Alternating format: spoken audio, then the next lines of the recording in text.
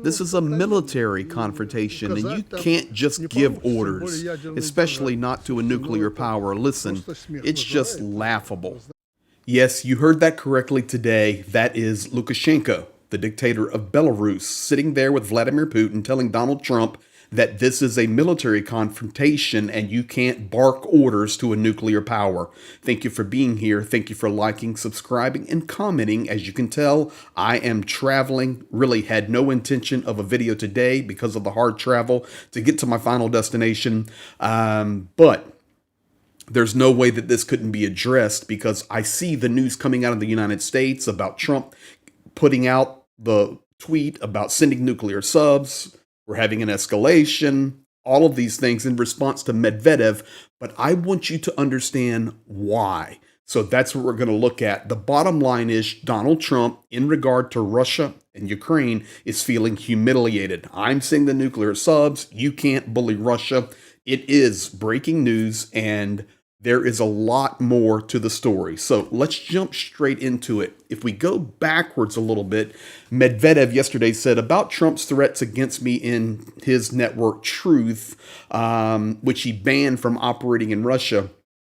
Medvedev started trolling him about the dead economy of India, Russia entering dangerous territory. Well, let him remember his favorite films about the Walking Dead, as well as how dangerous a dead hand that does not exist in nature can be. Now, I shared with you guys yesterday that Dead Hand is a system automatically launching nuclear missiles if Russia's leadership is destroyed. So I think possibly that message got to Donald Trump so that he understood we're not talking about just a deck of playing cards here. So we get a response just a few hours ago from Donald J. Trump based on the highly provocative statements of the former president of Russia. Now he's the former president of Russia, not some clown, Dmitry Medvedev, who is now the deputy chairman of the Security Council of the Russian Federation, which I have been sharing with you guys.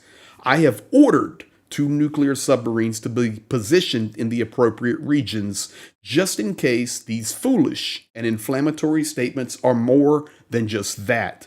Words are very important and can often lead to unintended consequences. I hope this will not be one of those instances. Thank you for your attention to this matter. So we can see this escalation. But, ladies and gentlemen, it's really not just about Medvedev.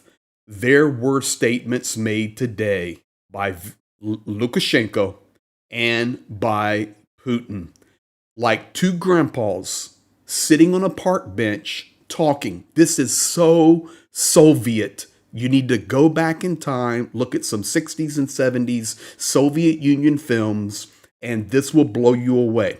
They're on a little holiday. Putin trying to get a little bit of rest. No tie, comfortable shirt. Him and Lukashenko sitting on a park bench, just talking away like grandpas shooting the breeze. Well, Lukashenko started it. He says if he wants peace, and that's referring to Donald Trump, not Zelensky, he must get involved carefully, thoroughly. What he does now, that's not how politics is done. That's Lukashenko. Now, hear it for yourself. I've got it for you. A statement from our mutual friend, whom we were so worried about, Donald Trump. I remember our worries for him to win and so on. Then those 50, 60, 10 days. That's not how politics is done either. If he wants peace, he must get involved carefully, thoroughly. This is a military confrontation, and you can't just give orders, especially not to a nuclear power. Listen, it's just laughable. You know, I recently met with Vladimir Vladimirovich. We spoke with many Americans. I told him this openly. They're his close friends. I say to the president, tell them this all needs to be done carefully, and then agreement is possible. So you can see them just sitting on the park bench, and Lukashenko dropping it. You can't talk to us this way. This is not how you negotiate. You just don't throw random orders out. You know, I remember we were kind of looking forward to Trump coming into power, but then we started hearing 60 days, 50 days, 10 days. This is not how it's done. You know, as well as I know, these messages were getting back to DC. But that's not the big one. Everybody wondering, okay, well, did Putin say anything? Oh, yes, Putin did. He said quite a bit. And in his statements, there's lots of different talking points. I want to give you these after you see the video because I know a lot of you are here and you want to see Putin translated into English. So I have two clips for you. The first one is about Putin's expectations. And you do not negotiate off of false expectations. Here you go. Check this out.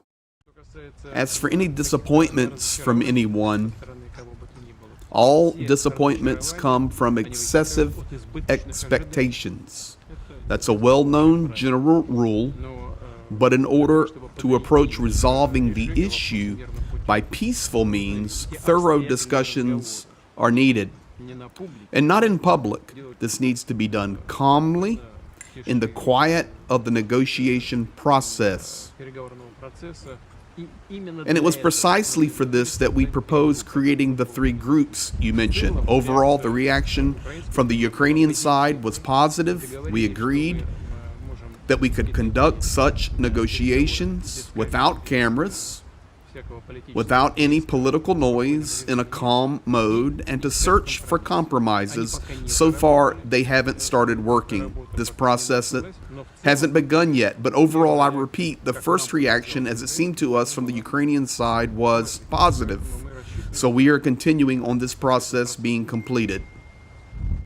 So that is Vladimir Putin on his first statement. You've got to notice the small talk in there. Even before we get to the talk, he's sitting on the park bench, no tie, calm voice. Him and Lukashenko talking like a bunch of grandpas. He says, this is not how you do it.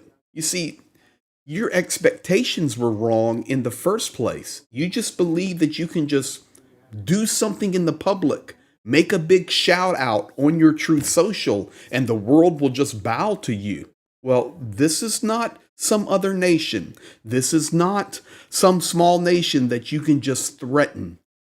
If we want to have resolution, we must work on it privately and step by step, not out in front of the public for the world to see.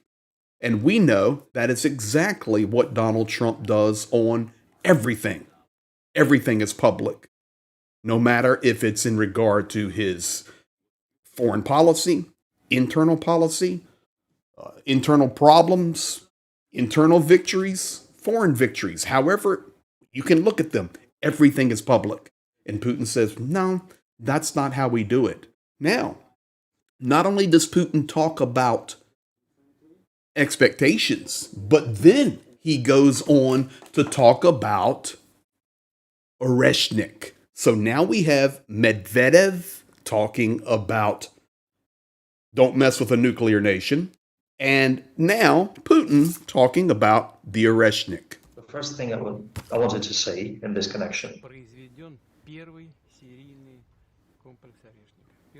we have already manufactured the first serial production Oreshnik missile complex, and it's already been fielded. It is now serially produced weapon. So he's now let the world know that the Oreshnik is in serial production and it's already deployed. And if you're here, you don't know what the Oreshnik is, that's the multi-stage rocket that Russia tested in the Dnipro region and successfully tested it. It just wasn't loaded with warheads months and months ago. I believe it was last November. Now, in addition to all of these statements, he'd made many others. On negotiations, they're just sitting on the park bench. If Kyiv believes it's not the right time for talks, Moscow is in no rush. It's ready to wait. Zelensky immediately responded and says, listen, I'm ready for a meeting between the presidents right now. But then Putin says on legitimacy, Russia's government is fully legitimate, unlike Ukraine. On the Istanbul talks, he said, everything's generally positive. We're having some exchanges of prisoners, or we're having exchanges of the fallen. Disappointments in past negotiations, he said, stem from inflated hopes and demands. That direct statement to Trump we've already played for you. On dialogue, Moscow always open to dialogue. On Russian conditions, the political and security objectives outlined by Putin in 2024 by his own speech remain unchanged. The core Russian objective remains the elimination of the root causes of the conflict and the long-term national security. For Oblast, Crimea. On peace, Russia seeks a lasting peace in Ukraine, not a temporary ceasefire or pause. On cultural rights, Russia insists on guarantees for the rights of the Russian language and the Orthodox Church in Ukraine. Putin, he made this statement today sitting on the park bench. Ukrainian leadership is out of touch with the reality on the battlefield. Russian President Vladimir Putin stated today, sitting on that bench, that Kyiv appears poorly informed about the front, given its denial of the Russian army's capture of Chasiv Yar, which is a big battlefield area in the east by Konstantinivka, between Konstantinivka and Bakhmut. Putin confirmed that the liberation of Chasiv Yar is in fact a fact, noting that Russia forces fully controlled the town a couple of days ago, and it opens the pathway to continue his so-called liberation of Konstantinivka and Kramatorsk. What does this mean? It means the war on the front lines, whether we're looking at Pokrovsk and Mirnograd, Dobropilya, Konstantinivka, Chasiv Yar, Kramatorsk, Slavyansk, up into towards Kharkiv and Kupiansk, Sumy, Kherson, is escalating every day, getting much, much more difficult for Ukraine, and likewise as Ukraine defends for the Russian soldiers. I will give you one fact here, and ladies and gentlemen, this is confirmed by Ukraine. Total Russian OWA drones reported by Ukrainian Air Force. OWA stands for one-way attack, meaning kamikaze drones, shaheeds. In 1 year, the difference. In the month of July 2024, Russia fired 426 shaheeds, or one-way attack drones. In July of 2025, they launched 6,297. The math, we can see it. It's obvious. It is very critical right now, phase and stage in this war.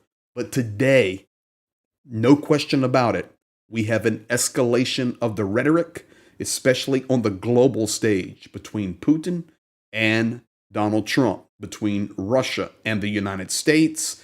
And I will tell you, as I started, Donald Trump and his knee-jerk reaction and making it public, I'm sending out nuclear subs, getting them into position just in case Medvedev wasn't joking.